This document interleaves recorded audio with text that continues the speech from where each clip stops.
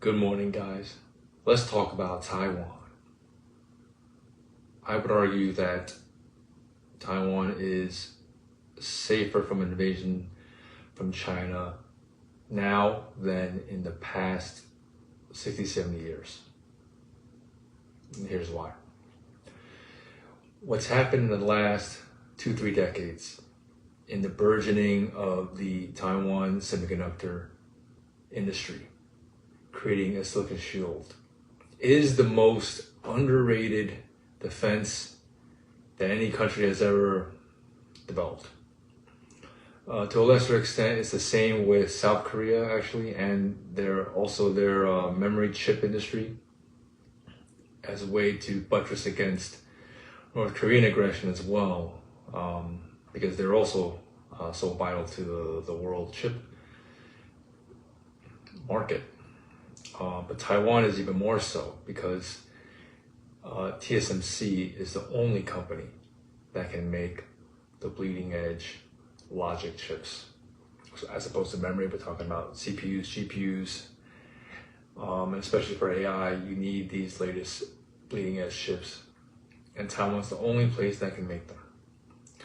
Yes, you may have heard that TSMC developed a fab in Arizona, but it has only a fraction of the capacity of the Taiwan fabs. So let me give an analogy to explain the whole chip industry. Let's start from square one, okay? Because maybe the basics helps to understand the brevity of this a little better. So imagine, I used bakeries as an analogy before, but let's use another analogy. Imagine you have textile industry, okay? And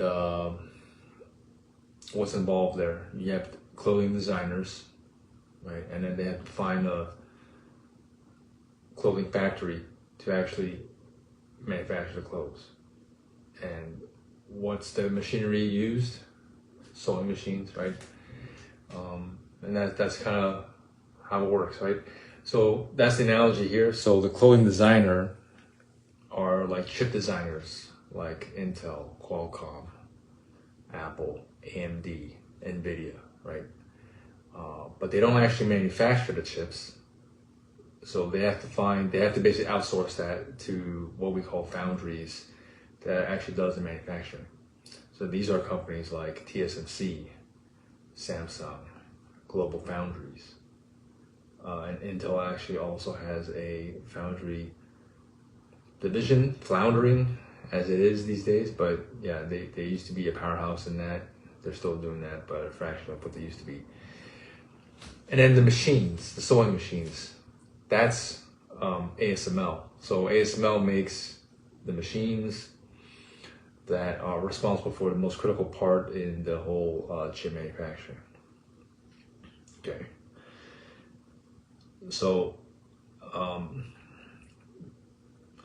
all three competitors, TSMC, Samsung, Intel, use our machines to make chips.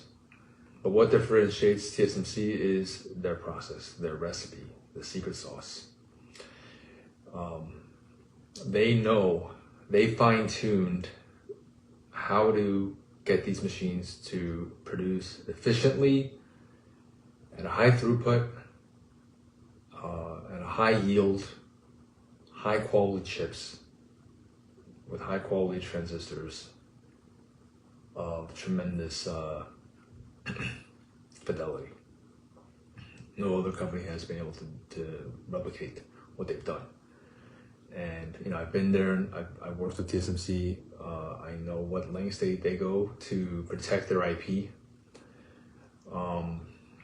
And since the time I've been there, so I was there 2021 through 2023, TSMC's stance has only gotten stronger, more dominant. And especially with generative AI booming, their partnership with NVIDIA never been stronger. And that has led to the strengthening even more these days. So So if you look at that, right, and you look at the efforts in Arizona to expand the capacity, but let's use another analogy, okay? So in another video, I said that chips are the new oil. Okay, so let's take that analogy a little further. So who is the biggest block of oil producing countries? It's OPEC, right? OPEC has, I think, 2/3 of the world's oil reserves, oil fields, rigs, refineries, 2/3 of it. Taiwan, in comparison, for logic node chips, has even more of a share than 2/3 of the world's chips. So they are actually even stronger than OPEC, if you want to use that analogy, when it comes to chips. Now, can you suddenly magically displace the OPEC of chips with like one little fab in Arizona? I don't think so, right? So that's like saying, okay, we can replace all the oil rigs of OPEC nations with this one in Alaska. That's kind of the thinking the general public has basically when they feel that, oh, okay, we're diversifying, we're moving production, supply chain out of Taiwan. In reality, you haven't really moved much at all. Okay, you have maybe one oil rig abroad, but 99% of the oil rigs are still in Taiwan. You with me so far? Yeah, so because it's all concentrated in Taiwan, all the nations rely on Taiwan for the chips. Not just the US, but also China as well. The whole world basically, right? Like just like the whole world needs OPEC for oil, the whole world needs Taiwan for chips. And that actually is the real reason why there hasn't been a war. And until that fact changes, there will not be a war, right? Because whoever invades is going to sabotage their own chip supply. It's like sabotage. It's like invading OPEC and you're sabotaging your own oil supply, right? You're hurting yourself. So that is the situation.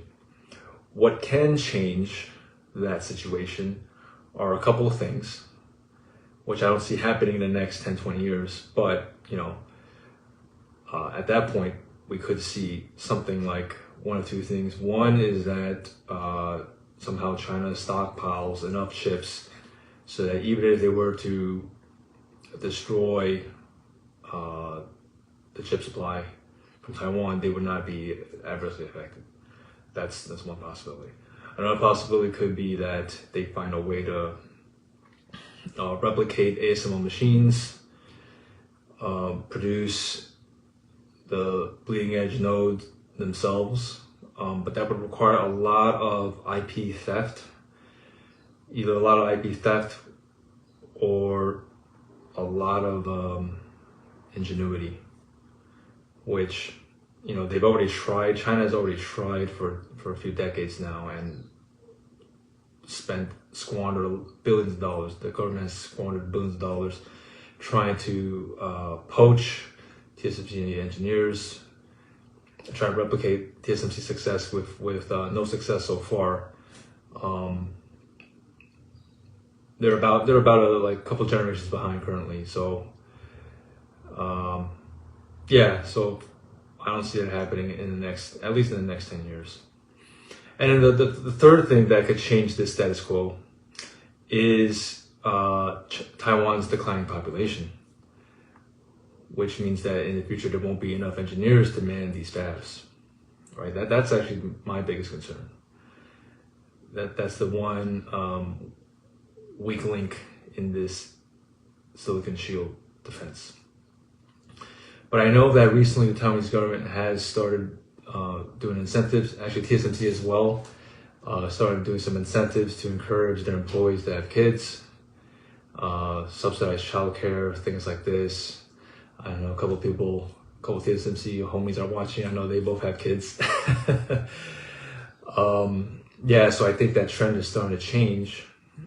And yeah, I'm happy the government's finally doing something about it and recognizing this problem, the declining birth rate. So yeah, that's in a nutshell. That's why there's not going to be a war anytime soon. And even though you see the incursions increasing, like into Taiwan's airspace from Chinese fighter jets, stuff like that, a lot of that's just optics. It's a way to show, China has to do something, right, to kind of assert their dominance, at least the facade of that, the appearance of that for the world, right?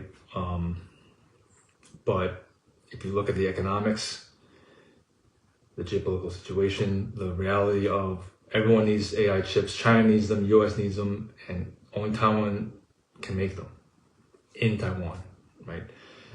A fab or two overseas in Japan, US, Germany will not take over the capacity in Taiwan. Again, that's like saying opening up an oil rig here and there in Alaska is going to offset OPEC's oil rigs. That's not going to happen, right? So that's the same exact analogy here. Okay, so that's all I wanted to share. Thanks for tuning in, everybody. This is TSG. Peace out.